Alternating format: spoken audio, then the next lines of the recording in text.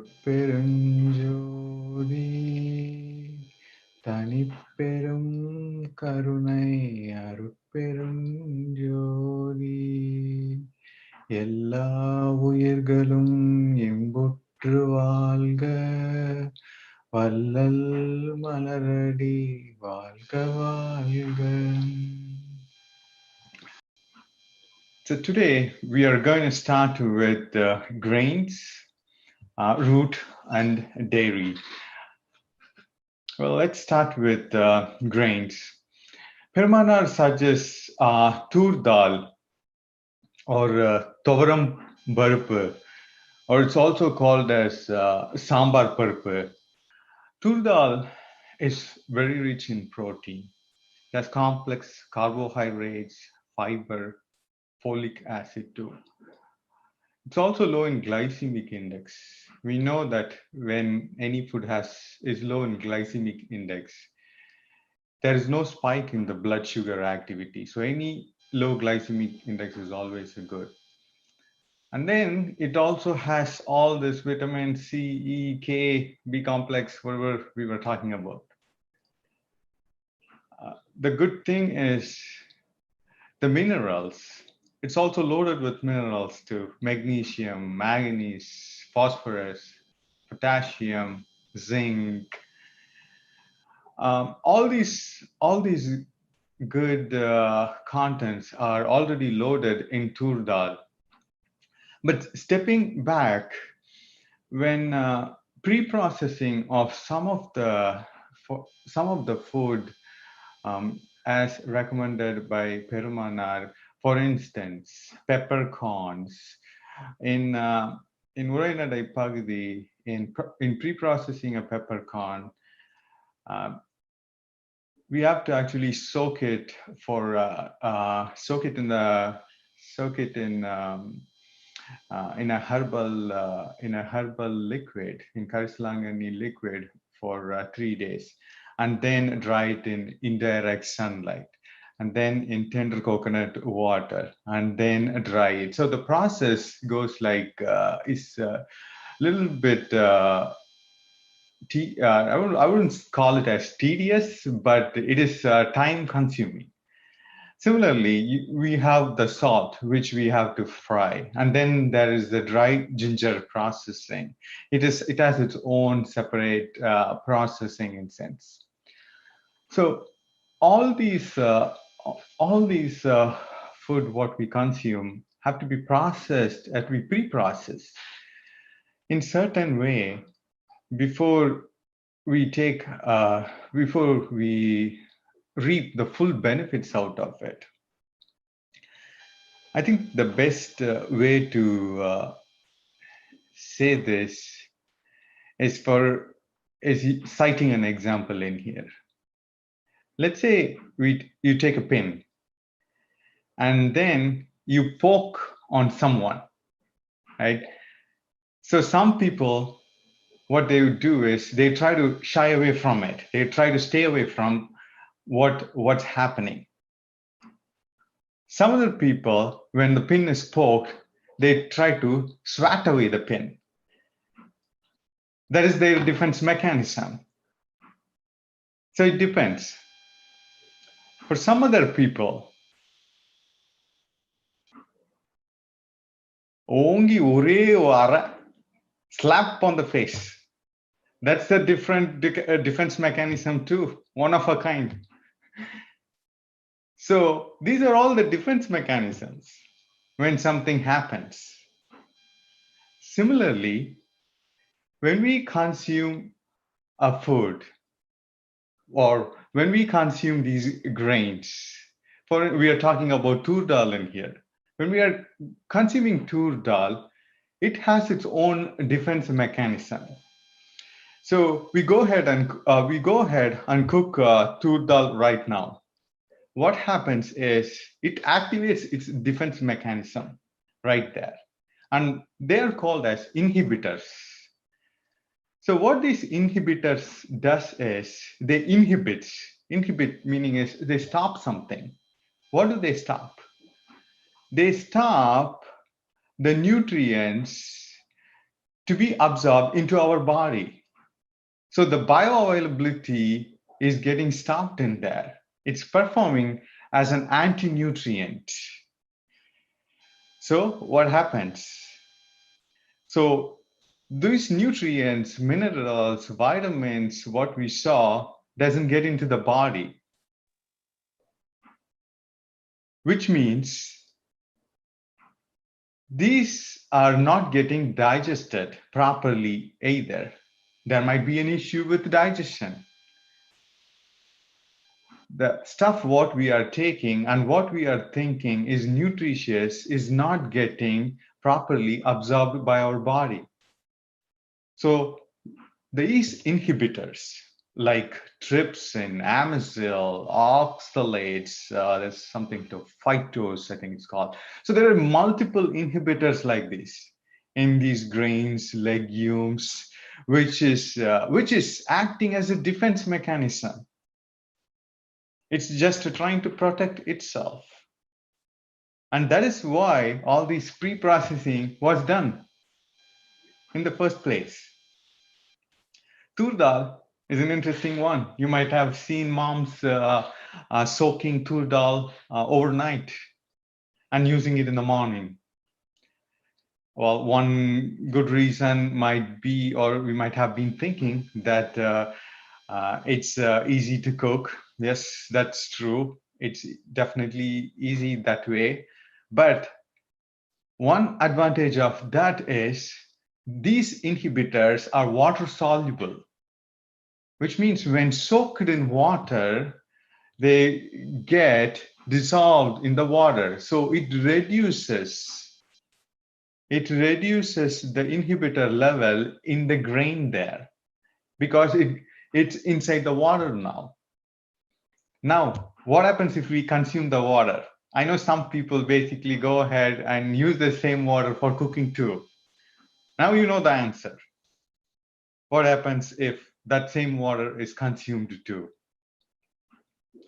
So the main thing is these inhibitors, lots of these inhibitors are water soluble when soaked in water. And it's one of the pre-processing which lots of people do for these grains, whatever grain it may be, the bean varieties, the peas, what we are consuming, all those things when soaking helps these inhibitors better. There are also something which I want to share with you, a sample data which I got from US National Library of Medicine based on their researches on the inhibitors. So this is a sample data from from the Library of National Science. I really don't want to bore you with all these tables, but feel free to refer itself. It's publicly available in the government website too. So this is one kind of inhibitor called as trypsin. So on the left side, what you have is the type of lentils what we are consuming or grains. You can see we have all these yellow peas, split peas, if it's not split, kind of beans, all varieties available here. The list was going, but this is just a small snapshot which I want to share with you. And there is the raw quantity, raw availability of the inhibitor activity before processing. And then the third column, what you're seeing is the soaked one. So when soaked, you can see the value reduces in here. And next to it is the percentage of how much reduction is happening because of the soaking. So overall, as a rule of thumb, we can go ahead and soak all grains. It definitely helps with these inhibitors. And that's what we have been following. Most of the people have been following it, and maybe not these days because of all the rush, what's happening. But soaking is definitely good, and it helps us. So similarly, all these kind of inhibitors have been tested to some extent because of soaking, and their data is available as a public availability. You can look at all those research papers. Okay, so that's about tur dal, and we know why we have to soak tur dal, and why in general, not just tur dal, why in general Permanar was referring to pre-processing of food, and why pre-processing of food helps to remove the inhibitors out of it so that we can consume the good nutrients out. It's called as amud. That's what personally I think is, whenever we refer to as amudam in a food, we refer to as, I think it's all translated to nutrients. And the vesham in food is nothing but these anti-nutrients, which are the inhibitors. Okay. Now let's go into root. The only root which Permana recommends is Karunai Kilangai. Karunai Kilangai is not available in, might be, but I haven't been able to find one in US here. You might find in Singapore, Malaysia, and other countries if it's possible, but where we are, it's been pretty difficult in grocery stores. There are, I think, two types of karnai, pidi karnai, and there's one more type of karnai, a small one. I'd taken this back in India, but it's been really years and years. I have really consumed this root. And this is very good for stomach as a whole. So it helps in digestion. Anything which is good for our stomach helps in digestion. Then it's also good for piles as well. It reduces the heat in the body. There are multiple advantages of taking this Karunai Kilangai. And I know now when talking about root, we know about only mashed potatoes and French fries.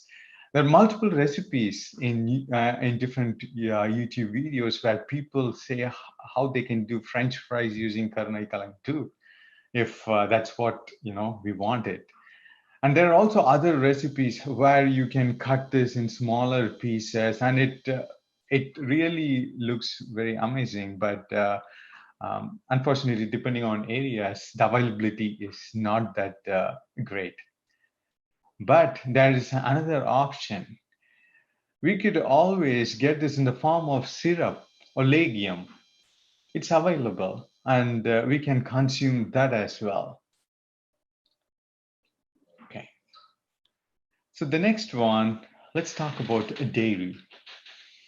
On the side of dairy, we spoke about cow milk in a couple of sessions back, went through pretty detail on high level about A2 beta casein, which is the protein available in the native breeds found in India and some parts of the world like New Zealand, and right now US have these A2 milk as well.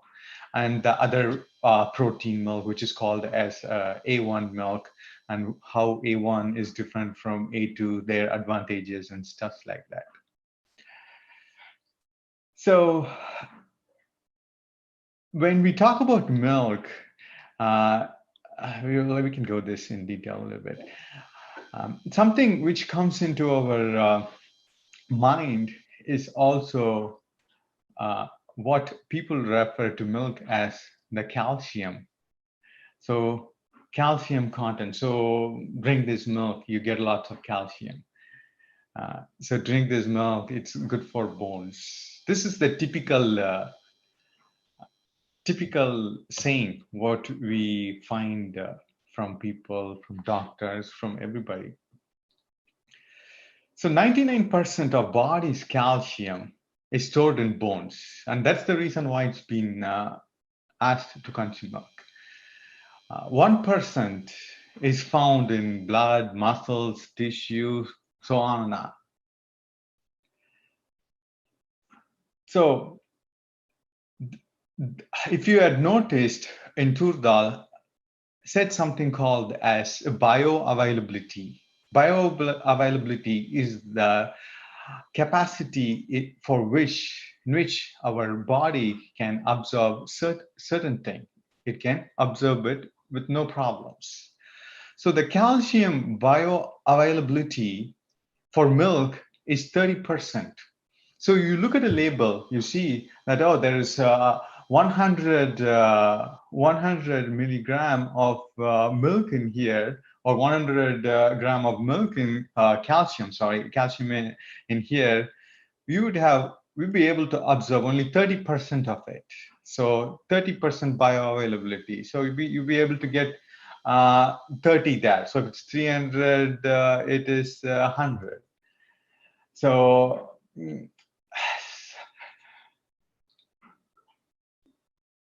So what happens here is also, there is a good question. Good question, and there have been lots of discussion going on. Like, we consume milk a lot in India. In US too, dairy is being consumed a lot. But why do we still get osteoporosis when we get older? Osteoporosis is something where the bone density actually gets thinner. So the bone gets weaker, the density of the bone gets thin, and there is not really that much symptom to identify it beforehand. And during the time of fracture, that's when they do the X-ray, they look at the density of the bones and say, oh, you know what, the bone density has thinned. So the bones are basically porous now. So that is osteoporosis, and that is slowly started creeping in now, and it's expanding everywhere. But at the same time, the dairy usage is also much higher in multiple countries like US, India, Singapore, too, I hope, and multiple parts of the world, in the form of cheese. Cheese is also growing too. So why is this thing happening? There is a little bit a contradictory effect to it as well. So that is something which has been analyzed and researched a lot too.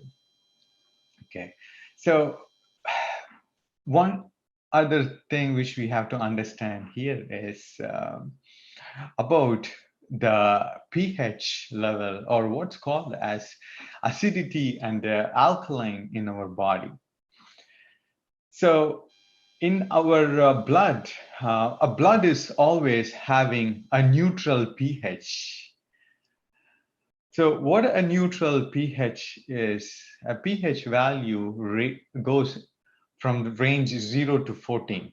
7 is neutral. So in blood is actually a little bit higher than neutral, which is like 7.35 to 7.45 approximately is what I'm thinking, is what I think it is. So along those lines, 7.3 to 7.4. So a little bit above the neutral. So blood actually always has this neutral pH and tries to maintain this neutral pH. So when we eat lots of acid-forming foods, which means amila tanmai. So when we start consuming a lot of acid-forming foods continuously, what happens is, to maintain the neutral pH in the blood, it draws calcium from the bones, because all of the calcium is in the bone. To maintain the neutral activity in the blood, it draws the calcium. So that is why our bones get weakened. So we consume the food. The food actually has calcium in it. The calcium eventually gets to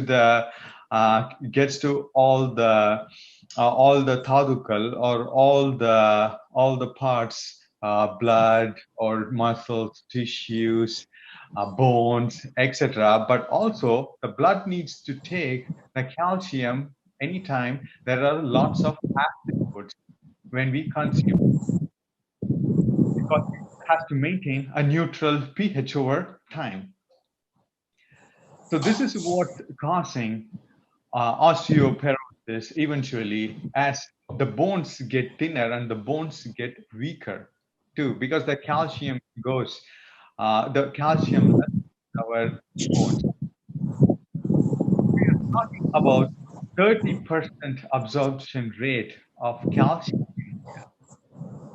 This is something which we have to note too. But at the same time, plants, the cereals, the grains which we consume also have calcium too. And people might be surprised to know the amount of calcium which, which is there in the other food areas too, like our grains as well. Also, the calcium rate has not just these parameters. It's pretty complicated because vitamin D also plays a very good role in the bioavailability of calcium. So if there is less vitamin D, calcium absorption might not happen either. And not just that, it depends on the digestion too. It depends on the metabolism rate as well. So it just keeps on going. So there is the parameters are more in there. So it's pretty complicated, but I think we get the base of the bioavailability of calcium in here.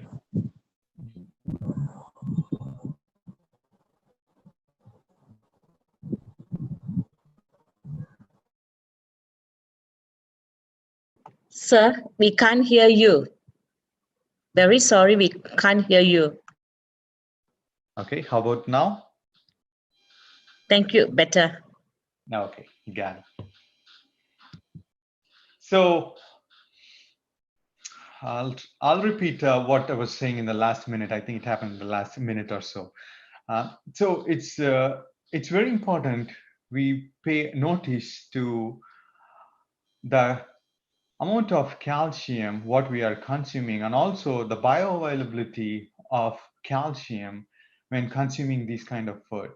But at the same time, calcium is also available in other kind of foods too. So almonds. So this table, what we are seeing here, is for 100 gram. So for 100 gram of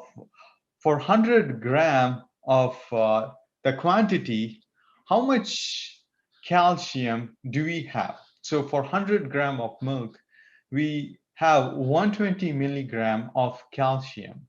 So for 100 gram of almonds, it has 234 milligram of calcium in here. So sesame seeds have more than 1,000 milligram of calcium in here. Pretty substantial amount of calcium in there. Ragi has pretty good amount of calcium in there, more than 300 milligram of calcium. Chickpeas doing pretty good. So one thing is, it's not just milk which gives you calcium. There are other good things available which can help us a lot for strengthening the bones. But on the same token, think about the bioabsorbability as well. So food observability for calcium, it's 30%. We saw it's 30%. For some spinach types, it's less than even 30%. So we have to think about that too. So it's not just the calcium content, it is how much we can observe, our body can take that amount of mineral into place a decent role. And that's why sometimes we say consume food and say like, oh, why doesn't really it get into it? It really doesn't work for me. But still, this is not 100% accurate, because we said, oh, there are multiple other parameters like vitamin D and metabolism rate and how well we consume food, right? Do we give enough time, or is there more processing for it to be done? Than multiple other parameters, but this being one most important thing when talking more about food. So think about inhibitors, think about the bioavailability, think about all these nutrition value, and then I think consuming food would help us a lot. And there is a reason in tradition why we were soaking stuff, why we were like frying some of those things, why we were pre-processing the food. Okay, oops, let me think something else happened in here. So let's talk about curd. Perumal in Nityavolukam recommends also using curd as well. So even sour curd is also okay, which is also sold as yogurt or yopalt in multiple areas. So curd is also good for health too, which has the probiotic bacteria. We went in detail on that as well. But note that the curd which we use in home will have lots of probiotic bacteria than what we buy from stores. And we can consume it, eat that with a good relief, because we know what really happened inside there. Ghee. Ghee is what we can use for frying, and Perumal suggests to use ghee a little bit, or we can use sesame oil. So ghee or sesame oil is what is really recommended. Sesame oil is also great, but in general,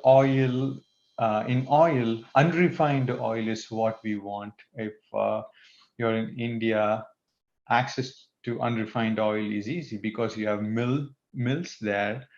So you can go ahead and get oil from those mills where they grind from the seed and give it to us. That's the best thing. Or always try to look for cold pressed or first pressed oil, and that will be the best thing. If we go for refined oil has multiple process in it, then you have to understand what kind of refining is done. Is it bleached? Is it using what kind of chemical?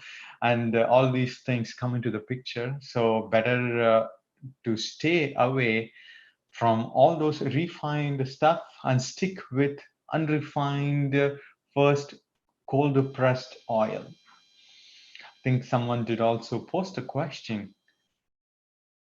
sometimes back: is coconut oil good for you? So Perumal doesn't recommend coconut oil. He always recommends ghee or sesame oil.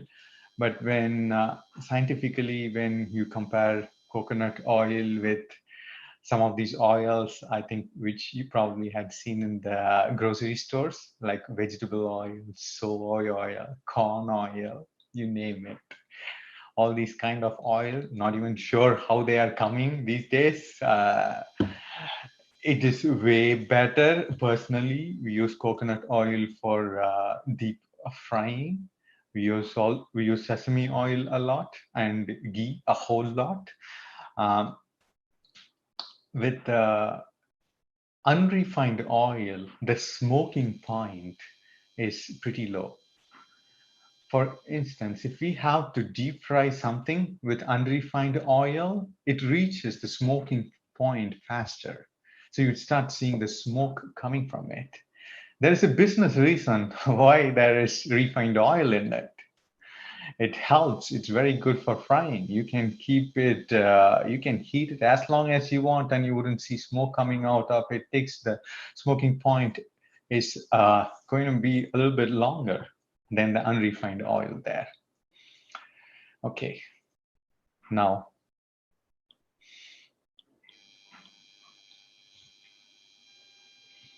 Alcohol.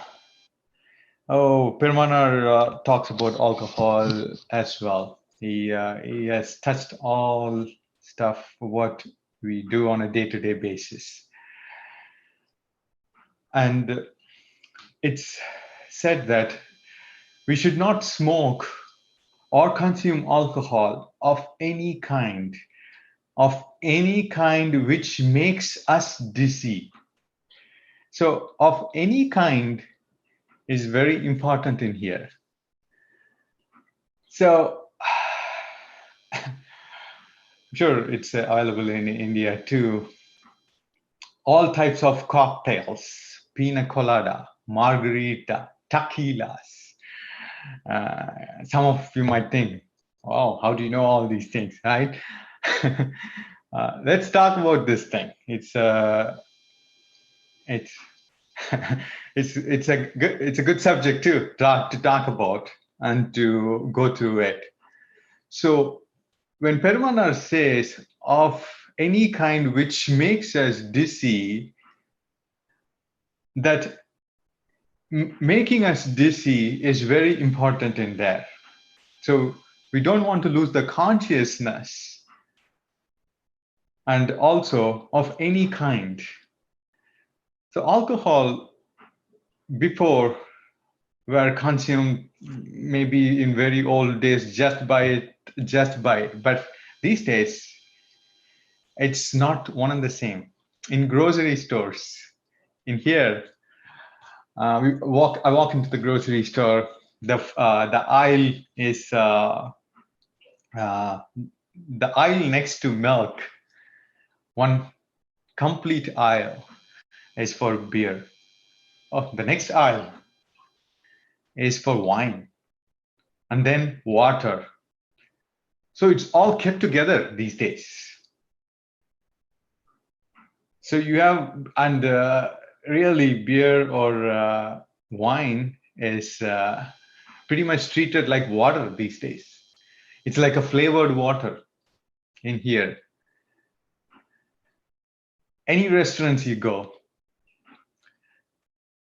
not talking about the food, the fast food chains. Restaurants which you go a little bit mediocre and a little bit about that. The first thing they ask you is, oh, what would you like to drink? And there is a drinking menu up there. It has a big list of wine, cocktails. There's a list of beer. And then say, oh, just water is good. Water is good. And the next thing the waiter asks is, just water? Verum taniya? He's thrown away by a surprise these days. And then I say, okay, yeah, just put some lemon in it, right? You can add lemon. Yeah, that's good. He's like, okay. And then he walks off, right? It takes lots of people by surprise these days because it's slowly, without our knowledge, getting into our daily life. And some friends are like, oh, what the hell, man? You don't even drink beer. There's nothing in it. What's in there? It's just wine. It's just a flavored one. It has grape in it. It's good for it. No, anything which has little amount of alcohol, made of grapes. I know wine made of grapes, wine made of all these fruits these days. Mangoes, carambola, star fruit, you name it. Anytime alcohol is added, it's not good. And just by the name of it, consuming it on a daily basis for lunch or dinner, thinking it's good, is heading in the wrong direction. What we had thought as a disgrace to the society before has turned now It's now considered as a status. That determines status at some point. I don't know how it got into it, but nowadays it's been thought as a status these days. Remember Perumal saying, "Sugamariyir tunbam ondre tunindarindir ulagir." You don't know bliss, and deliberately the world is going towards suffering. So we deliberately are inviting problems these days. By using different reason, we are trying to invite these problems in here. Before, I guess when I used to be a kid, seeing people consuming alcohol and TVs, obviously it starts all from TVs those days. When they get sad due to whatever reason it is, maybe love failure or whatever reason it is. But these days now, anytime we are happy, we just try to find a reason. Not just that, it's used as a tool for socializing too. So for any socializing event, you would see I would even hard liquor plus beer and wine, all in there for any get together. It's there for parties. For any party you go in there, it's there. Is it for any gathering with friends? It's used also as to advance the relationship between multiple people. Thinking about it. Why does that come into the picture? It's used as a tool to advance a relationship because it's used to build a relationship with somebody. Because what happens when after consuming it, you get free a little bit? So you think the other person is closer to you, get relaxed, you talk whatever we want, rubbish to an extent, depending on how much it's been consumed. So so for all these things, it's getting used. But with parties or socializing and stuff like that, when meeting friends, all these things happen. But this time, when looking back into saints, what they were doing, I want to refer something which Perumal has said about friends in here. When for saints, actually, they look into friends as the Godhead, as their own friend. For instance, Sagamargam, there's a margam called a Sagamargam. It's like Sundarar, upper. Upper is in another kind of margam. And then there is another margam which which they were treating as God, as a father and dad too, Satputra Margam. So all these type of margams were there, and there is Sanmargam, there is Suttha Sanmargam. All these kind of margams were there, and this Sagamargam was treating Godhead as a friend. But Perumal treats Arutperumjothi as a friend, and he has referred to him as a friend, not just as a friend. And he refers as Endai in multiple areas. Enthai is En Tandai plus Thai. That's a beautiful word. So, Nan Purivana Ellam Tan Purindenake Vanpada Malita Vaitanan Natpe. So, whatever I intended to do, you accomplished it for me and raised me to an immense state, my good friend, Arutperumjothi. That's what's been referred in here. So that is the kind of friendship they maintain. Then one more. Savalai Ninjagatin Talarchiyum Achamum Kavalayum Tavirtene Kalandanan Natpe. So Savalai Ninjagatin Talarchiyum Achamum. worried heart's resentments, fear, Kavalayum tavittenai kalandanan natpe. Sadness got resolved and you merged with me. So the advantage here is the Godhead is merging with them when they treat them as a friend. So that is the difference between Perumal and the great saints and what's happening in the current situation. Because what we are thinking is, we are thinking happiness is something outside of us. Happiness, happiness is, we are trying to use people and trying to be happy with the things what we have. Think about this. Thinking about this, it's true for me too. I was a week back, I saw this video doorbell. I've seen this before too, a couple of years back, but didn't want to buy it at that time. But this time, I wanted to analyze more on it. I was really excited. It has motion detector feature in there, so anybody who walks on the driveway, it records it. It gets stored in there. I can replay it any point of time, anywhere in the world. I can see what's happening. I saw really it's lots of excitement there. Said, okay, let me go ahead and install it. And then I installed it. A day I was just playing with all those apps. I was seeing, oh, okay, I see this guy going, that guy going. My kids were going, they were having fun. We were watching, okay, whoever was coming in and going. If something happens, it sometimes captures all the plants moving too. Yeah, those things happen too. And then the second day after that, no, that's it. That's how much it lasted, that happiness. So I was trying to be happy with with the things rather than the people. That's one example,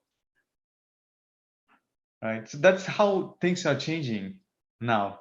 But it's different. And anytime we try to seek outside, think it's going to be a tough battle in there. And the happiness doesn't last long too. Years back, when we were going to a mall in here, a local mall in here, we were in an intersection. We saw this lady. I was with the family. I really don't like to shop a lot or don't like to go in mall, but I take family and I like to hang out with them. Uh, so we were in the intersection waiting for the signal, and there was this lady up there in the intersection. She had a board in there.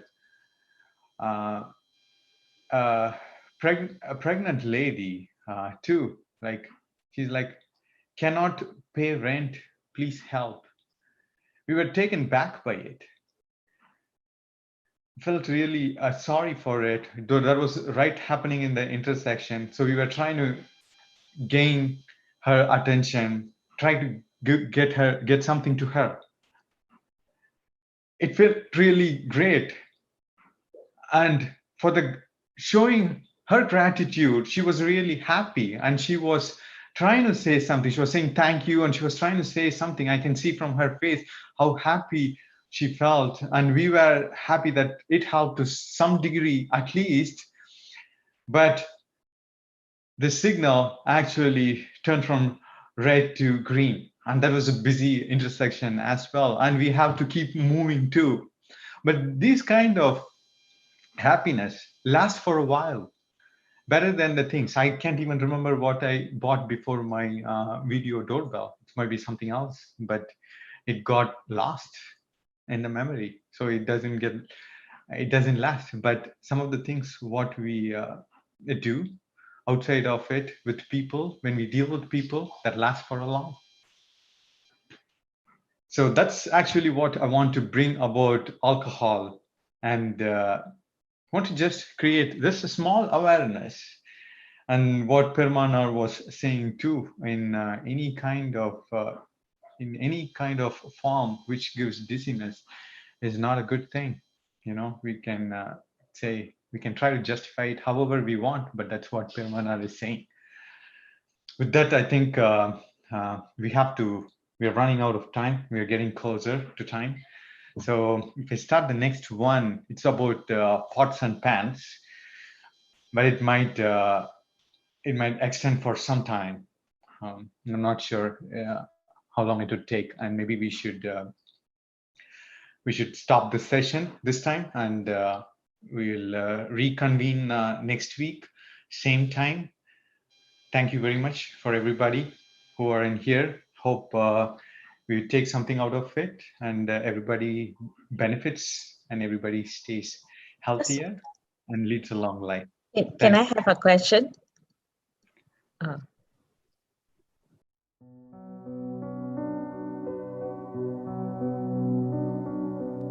Jodi